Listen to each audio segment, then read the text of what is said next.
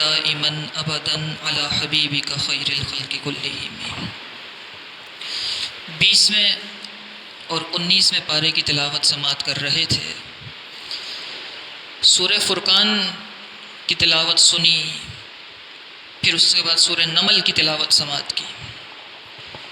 سورہ فرقان کے اندر اللہ تعالیٰ نے حضرت موسیٰ علیہ السلام کا تذکرہ فرمایا ہے، حضرت موسیٰ علیہ السلام اور فرعون کا تذکرہ کیا ہے۔ اور صرف اس مقام پر نہیں، قرآن مجید فرقان حمید میں متعدد مقامات پر اللہ تعالیٰ نے یہی واقعہ مختلف الفاظ سے بیان کیا ہے، کہیں مختصر، کہیں تفصیل کے ساتھ، جو آج ہم تراویح کے اندر سن رہے تھے، اور آج بڑی تفصیل سے سماعت کیا ہے۔ وہ کیا تھا؟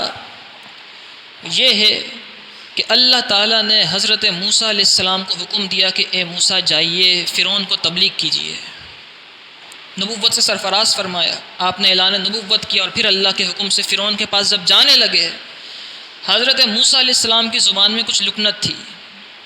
آپ نے عرض کی یا اللہ میری زبان میں لکنت ہے، ولا ینطلق لسانی، صحیح طرح میری زبان چلتی نہیں ہے، اے اللہ میرے ساتھ مجھ کسی اور کو بھیج دے، میرے ساتھ کسی اور کو بھی شامل کر دے تاکہ تبلیغ کرنے میں آسانی رہے۔ اللہ تعالیٰ نے آپ کی دعا سے آپ کے چھوٹے بھائی حضرت ہارون علیہ السلام کو بھی مقام نبوت عطا فرما دیا، آپ بھی نبی ہوئے۔ پھر حضرت موسیٰ علیہ السلام چلے اور فرعون کے دربار میں پہنچے، اور فرعون کو جا کے اللہ تعالیٰ کی وحدانیت کے متعلق بیان فرمایا کہ اللہ ایک ہے، اس پر ایمان۔ فرعون خود خدائی کا دعویٰ کیا کرتا تھا، فرعون اپنے آپ کو رب المشرق والمغرب کہا کرتا تھا۔ حضرت موسیٰ علیہ السلام نے فرعون کو جب دعوت دی وحدانیت کی، توحید کی، تو کہنے لگا میں تو خود خدا ہوں، تم کس خدا کی بات کرتے ہو؟ تو حضرت موسیٰ علیہ السلام نے پھر اللہ تعالیٰ کی صفات بیان کی اور ظاہر فرمایا کہ رب ہے کون؟ تو حضرت موسیٰ علیہ السلام نے فرمایا کہ میرا رب تو وہ ہے کہ جو رب السماوات والارض ہے۔ کیا تو رب السماوات والارض ہے؟ خاموش رہا۔ پھر آپ نے کہا کہ میرا رب تو وہ ہے کہ جو مشرق اور مغرب کا مالک ہے، کیا تو مشرق اور مغرب کا مالک ہے؟ اس نے کہا، خاموش رہا۔ حضرت موسیٰ علیہ السلام کے ان دو جملوں کے بعد فرعون کے پاس کوئی جواب نہیں تھا، نہ تو وہ مشرق اور مغرب کا مالک تھا، نہ مشرق سے سورج نکال سکتا تھا، نہ مغرب میں غروب کر سکتا تھا۔ کہنے لگا اپنے درباریوں کو، بادشاہ جب اپنے دربار میں ہوتا ہے تو ساری طاقتیں اس کے پاس ہوتی ہیں، اپنے درباریوں سے کہنے لگا کہ دیکھ رہے ہو یہ کیا کہہ رہے ہیں، میں تمہارا خدا ہوں اور یہ کسی اور خدا کی بات کرنے آئے ہیں، تمہیں گوارا ہے یہ؟ درباریوں نے یک زبان ہو کر، درباری بھی تو چیلے ہوتے ہیں، یک زبان ہو کر کہا نہیں اے فرعون تو ہی ہمارا خدا ہے، ہمیں کوئی اور خدا گوارا نہیں ہے۔ فرعون نے کہا کہ اچھا آپ اگر یہ کہتے ہیں کہ وہ جو رب ہے آپ کا وہ مشرق اور مغرب کا بھی مالک ہے، رب السماوات والارض ہے، تو ذرا کوئی نشانی لے کر آئیں۔ حضرت موسیٰ علیہ السلام کو اللہ نے وحی فرمائی کہ اپنا عصا ڈالیے۔ آپ کے ہاتھ میں عصا تھا، آپ نے عصا زمین پر جیسے ہی ڈالا وہ بہت بڑا اژدہا بن گیا، اور فرعون اپنی کرسی پر چڑھ کے بیٹھ گیا پیر اوپر کر کے، اور یہاں مفسرین نے لکھا کہ اس قدر ڈرپوک تھا کہ اس کا پیشاب خطا ہو گیا، اور اپنے درباریوں کے سامنے ہتک اور ذلت محسوس ہوئی۔ بادشاہ کو جب ذلت ہوتی ہے تو وہ کچھ نہ کچھ حربے استعمال کرتا ہے۔ درباریوں سے کہنے لگا کہ یہ دیکھ رہے ہو تمہارے خدا کو جو جھٹلانے کے لیے آئے تھے، یعنی مجھے انہوں نے کیسا جادو دکھایا ہے، تمہارے پاس بھی جادو ہے نا؟ اپنے درباریوں سے کہا تمہارے پاس بھی جادو ہے تو ایک کام کرو، اپنے جادو سے ان کے جادو کا مقابلہ کرو۔ تو درباریوں نے کہا کہ اے فرعون ذرا وقت دیجئے، ایک دن مقرر کرتے ہیں اور عید کے دن مقابلہ کرتے ہیں حضرت موسیٰ علیہ السلام کا، اور پورے ملک میں اعلان کرا دیں، جتنے بڑے بڑے جادوگر ہیں ان سب میں اعلان کرا دیں کہ سب کے سب آ جائیں، سب مل کے موسیٰ علیہ السلام کا مقابلہ کریں گے۔ اعلان ہو گیا، عید کا دن مقرر ہوا، میدان مقرر ہوا کہ میدان میں حضرت موسیٰ علیہ السلام کا اور فرعون کے جادوگروں کا مقابلہ ہوگا۔ وہ دن آ گیا، سارے بڑے بڑے جادوگر آ گئے۔ اب فرعون کرسی پر سوار تھا، اور فرعون نے اعلان کیا کہ جو ملک میں سے دیکھنے آنا چاہے یہ مقابلہ، کیونکہ فرعون کو یہ یقین تھا کہ جو میرے جادوگر ہیں وہ میری طاقت سے جادو دکھائیں گے، اور حضرت موسیٰ علیہ السلام نے فرمایا تھا کہ میں جو دکھاؤں گا وہ رب کا معجزہ ہوگا۔ اور فرعون کے پاس ہزاروں جادوگر تھے، ایک سے بڑھ کر ایک، پورے ملک سے جادوگر بلایا گیا تھا۔ فرعون نے اعلان کیا کہ پورے ملک میں جتنے لوگ ہیں جو دیکھنا چاہے یہ مقابلہ آ سکتا ہے، میدان سجے گا، حضرت موسیٰ علیہ السلام کے مقابلے میں جادوگر آئیں گے۔ پورا میدان سج گیا، لوگ لا تعداد لوگ آ گئے۔ اب حضرت موسیٰ علیہ السلام موجود ہیں، سامنے فرعون کے جادوگر موجود ہیں۔ فرعون کے جادوگروں کے منہ سے ایک جملہ نکلا، جس جملے کی وجہ سے اللہ تعالیٰ نے ان جادوگروں کو ایمان کی دولت عطا فرما دی۔ جملہ یہ تھا، فرعون کے جادوگروں نے کہا کہ اے نبی، اے موسیٰ، نبی تو مانتے ہی نہیں تھے، اے موسیٰ آپ ڈالتے ہیں اپنا عصا یا ہم کچھ کر کے دکھائیں؟ انہوں نے اللہ کے نبی کے سامنے عاجزی کا اظہار کرتے ہوئے جملہ کہا تھا یہ کہ آپ پہلے ڈالتے ہیں اپنا عصا یا ہم کچھ کر کے دکھائیں؟ اور فرعون کے جادوگر ڈھیروں لکڑیاں اور رسیاں لے کر آئے تھے۔ حضرت موسیٰ علیہ السلام نے فرمایا میں کیا، تم پہلے ڈالو۔ یہ بہادری کی علامت ہوتی ہے کہ میں نہیں ڈالتا، تم پہلے ڈالو۔ فرعون کے جادوگروں نے اپنی رسیاں زمین پر پھینکنی شروع کی۔ جو جادوگر رسی پھینکتا وہ بہت بڑا سانپ بن جاتی، جو جادوگر لاٹھی اپنی اور لکڑی پھینکتا وہ جادو سے سانپ بن جاتی۔ یہاں علماء نے ایک بات لکھی ہے، علماء نے کہا ہے کہ اس مقام کو پڑھ کے کبھی کسی کے ذہن میں یہ آ سکتا ہے کہ حضرت موسیٰ علیہ السلام نے جادوگروں سے کہا تھا کہ تم ڈالو، تم اپنا کرتب دکھاؤ، اپنا جادو دکھاؤ۔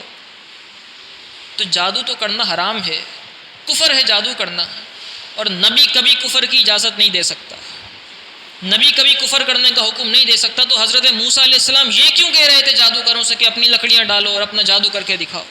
تو علماء نے اس کا جواب یہ دیا کہ موسیٰ علیہ السلام کی نیت یہ نہیں تھی کہ میں تمہارا جادو دیکھنا چاہتا ہوں، بلکہ نیت یہ تھی کہ تم اپنا جادو دکھاؤ، میں رب کی رحمت سے معجزہ دکھاؤں گا، تم ہار جاؤ گے اور اسلام کی دولت قبول کر لو گے۔ یہ نیت تھی، اور یہ ایسا ہی ہے جیسے کئی مقام پہ قرآن پاک فرقان حمید ارشاد فرماتا ہے کہ اللہ تعالیٰ نے فرمایا کہ لاؤ قرآن کی مثل کوئی صورت، لاؤ قرآن کی مثل کوئی آیت۔ تو اس کا مطلب یہ نہیں ہوتا کہ قرآن لانے کا کہا جا رہا ہے یا قرآن کی مثل صورت لانے کا کہا جا رہا ہے، بلکہ مراد اور مطلب یہ ہوتا ہے کہ قرآن کی مثل جب کوئی صورت نہیں لا سکو گے، عاجز آ جاؤ گے، تو اسلام خود ہی قبول کر جاؤ گے۔ اب انہوں نے اپنی لاٹھیاں اور رسیاں ڈالیں، سانپ بن کر گھومنے لگے۔ حضرت موسیٰ علیہ السلام نے اپنا عصا پھینکا، اور جیسے ہی آپ نے اپنا عصا ڈالا وہ بہت بڑا اژدہا بن گیا، اور جتنے جادوگر تھے ان سارے جادوگروں کی رسیوں اور لاٹھیوں کو اس ایک حضرت موسیٰ علیہ السلام کے اژدہے نے نگل لیا۔ حضرت موسیٰ علیہ السلام کے سامنے جتنے جادوگر تھے پریشان ہو گئے کہ یہ موسیٰ علیہ السلام کا جو اژدہا ہے، جو ان کی لاٹھی اژدہا بنی ہے، یہ جادو نہیں ہو سکتا۔ اگر یہ جادو ہوتا تو ہم سے بڑا جادوگر ہی کوئی نہیں ہے اس دنیا کے اندر، یہ جادو نہیں ہو سکتا۔ سب کے سب حضرت موسیٰ علیہ السلام کے سامنے گر گئے اور کہنے لگے کہ ہم موسیٰ اور ہارون کے رب پر ایمان لاتے ہیں جو کہ رب العالمین ہے۔ یہاں مفسرین نے لکھا کہ فرعون کے جادوگروں نے کہا تھا کہ ہم رب العالمین پر ایمان لاتے ہیں جو موسیٰ اور ہارون کا رب ہے۔ یہ موسیٰ اور ہارون کا رب کہہ کر فرعون کے جادوگروں نے فرعون کی ذلت کی تھی، کیونکہ اگر صرف یہ کہہ دیتے جادوگر کہ ہم رب العالمین پر ایمان لاتے ہیں تو فرعون اعلان کر سکتا تھا دیکھو رب العالمین میں ہوں، یہ پھر سے مجھ پر ایمان لے کر آ گئے۔ لیکن جادوگروں کا یہ کہنا کہ ہم موسیٰ اور ہارون کے رب پر ایمان لاتے ہیں، یہ کہنے اس کا مطلب یہ تھا کہ رب العالمین موسیٰ اور ہارون کا رب ہے، فرعون تو رب العالمین نہیں ہو سکتا۔ اژدہے نے سب چیزوں کو نگل لیا۔ حضرت ابو یعلا نے اپنی مسند میں یہاں ارشاد فرمایا ہے، انہوں نے فرمایا کہ جب کوئی بندہ نبی کی تعظیم کرتا ہے نا تو اللہ اسے بہت بڑا مقام عطا فرما دیتا ہے۔ اگرچہ انجانے میں ہی تعظیم کرے کسی نبی کی تو اللہ پھر بھی اسے بہت بڑا مقام عطا فرماتا ہے۔ حضرت موسیٰ علیہ السلام کے سامنے جو جادوگر تھے، انٹینشنلی جان بوجھ کر انہوں نے حضرت موسیٰ علیہ السلام کی تعظیم نہیں کی تھی کہ آپ ڈالیے اپنا عصا، آپ دکھائیے جادو، پہلے ہم سے پہلے آپ کام کر کے دکھائیے، بلکہ انہوں نے ایسے ہی عاجزی کی تھی، ان کی فطرت میں شامل تھا۔ لیکن اللہ تعالیٰ کو ان کی یہ ادا اتنی پسند آئی کہ خود سے پہلے نبی کو کہہ رہے ہیں کہ آپ کر کے دکھائیں، اللہ کو اتنی پسند آئی کہ ان سارے جادوگروں کو ایمان کی دولت عطا فرما دی۔ تو پھر یہاں علماء نے لکھا کہ جو انجانے کے اندر تعظیم کر دے نبی کی، اللہ اسے ایمان عطا فرما دیتا ہے، تو پھر جان بوجھ کر جو نبی کے نام پر کھڑا ہو جاتا ہے رب اس کو کتنا بڑا مقام عطا فرماتا ہوگا۔ تو یہ قرآن، اور پھر بار بار قرآن کیوں اس واقعے کو ذکر کرتا ہے مختلف الفاظ سے، اس کی وجہ علماء نے یہ لکھی کہ نبی پاک صلی اللہ علیہ وسلم جب کفار مکہ کو تبلیغ کیا کرتے تھے تو کفار مانتے نہیں تھے، بات نہیں مانتے، طائف کے لوگوں نے پتھر تک برسائے، اور نہ جانے کیا شعب ابی طالب کے اندر 3 سال تک حصار کے اندر رکھا، محصور رکھا، کھانے کی چیز اندر نہیں جانے دیا کرتے تھے، کاروباری طور پر بائیکاٹ کیا گیا، معاشی اور معاشرتی طور پر بائیکاٹ کیا گیا اہل بیت اطہار کا اور نبی پاک صلی اللہ علیہ وسلم 3 سال تک پہاڑوں کے بیچ میں رہے۔ تو نبی پاک صلی اللہ علیہ وسلم کے دل کو تسکین دینے کے لیے اللہ بار بار یہ واقعات اتارا کرتا تھا۔ اللہ تعالیٰ بار بار کبھی کسی نبی کا واقعہ اتارتا تھا، کبھی کسی نبی کا واقعہ، اور بار بار ایک بار نہیں، بار بار ایک نبی کے واقعات اس لیے اتارتا تھا کہ اے نبی پریشان مت ہوئیے گا، آپ سے پہلے نبیوں نے بھی جب تبلیغ کی تھی ان کو بھی جھٹلایا گیا تھا، لیکن آخر میں رب ذوالجلال کی رحمت سب پر غالب آ جاتی ہے، اسی لیے رب بار بار، اور پھر آخر پارے میں جا کر تو پھر رب ذوالجلال ارشاد فرماتا ہے وَلَا سَوْفَ يُؤْتِيكَ رَبُّكَ فَتَرْضَىٰ، اے حبیب ہم آپ کو اتنا دیں گے کہ آپ راضی ہو جائیں گے۔ امام اہل سنت نے اس آیت کی تفسیر کی ہے اپنے ہی انداز میں، انہوں نے کہا ہے کہ جب دوست سے ملتا ہے نا، ایک دوست پریشان ہو اور دوسرا آ کے اس کو دلاسا دینا چاہے تو گلے لگتا ہے اور باہیں ڈالتا ہے، اسے گلے لگتا ہے اور گلے لگ کر کہتا ہے پریشان ہونے کی ضرورت نہیں ہے، میں تمہارے ساتھ ہوں۔ دنیا کا دستور ہے، رب ذوالجلال تو گلے ملنے سے پاک ہے، وہ تو جسم اور جسمانیت سے پاک ہے، وہ تو جگہ اور محل سے پاک ہے، سمت سے پاک ہے، وہ اپنا قرآن نازل فرماتا ہے۔ امام اہل سنت فرماتے ہیں فرتردہ کا جو لفظ ہے نا، اے حبیب ہم آپ کو ان قریب اتنا دیں گے کہ آپ راضی ہو جائیں گے، تو فتردہ کا مطلب ہے آپ راضی ہو جائیں گے۔ امام اہل سنت فرماتے ہیں فتردہ نے ڈالی ہیں باہیں گلے میں۔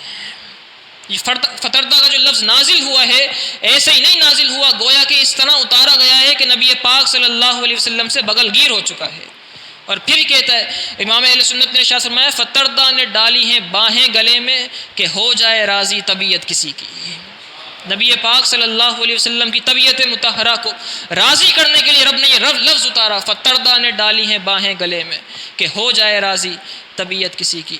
اللہ تعالی ہمیں قرآن مجید فرقان حمید سمجھنے کی توفیق عطا فرمائے، اور نبی پاک صلی اللہ علیہ وسلم کا عشق عطا فرمائے۔ وآخر الدعوایا ان الحمد للہ رب العالمین۔ اللہم انت السلام ومنک السلام والیک یرجع السلام، حینا ربنا بالسلام وادخلنا دار السلام، تبارکت و تعالیت یا ذی الجلال والاکرام، وصلی اللہ تعالی علی خیر خلقہ ونور عرشہ وقاسم رزقہ سیدنا مولانا محمد وعلی آلہ وصحبہ اجمعین برحمتک یا